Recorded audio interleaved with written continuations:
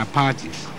The arrest and prosecution of the trafficker is the fruit of close collaboration between the U.S. and Canadian governments in the fight against illegal trade in wildlife.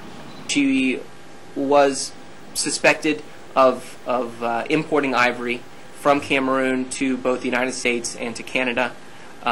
We believe that the ivory that she brought into the United States came from 24 separate elephants, which is an incredible number, that 24 elephants were slaughtered for her greed. It's really mind-boggling that somebody could live with themselves for doing that. The U.S. authorities did pursue her.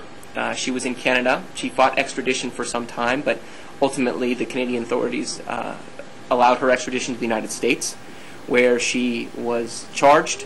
She ultimately pled guilty to 4 criminal counts.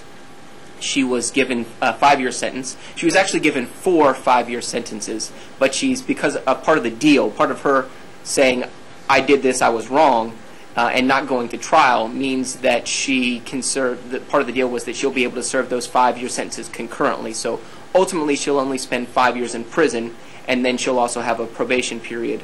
But she was also fined $100,000 US, which is a pretty significant fine as well.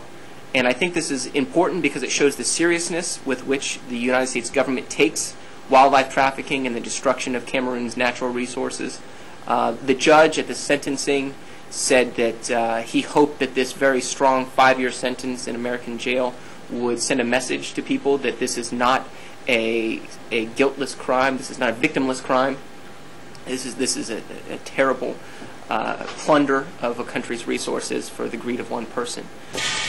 We do not condone anybody on the side of the administration engaging in anything that will encourage or that will abet illegal exploitation, because we believe that morality should be a two-way traffic.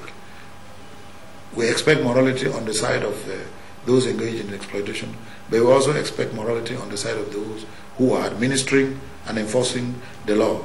By the way, it is good to inform you here that recently Cameroon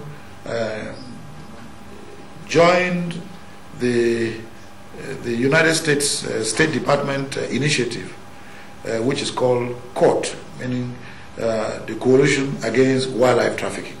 It had its first meeting in Nairobi some months ago, and Cameroon was one of the few African countries that participated in that initial assembly of this global movement, which is an initiative of the American State Department, and we have given our full support to that global coalition to fight against illegal trafficking in wildlife products.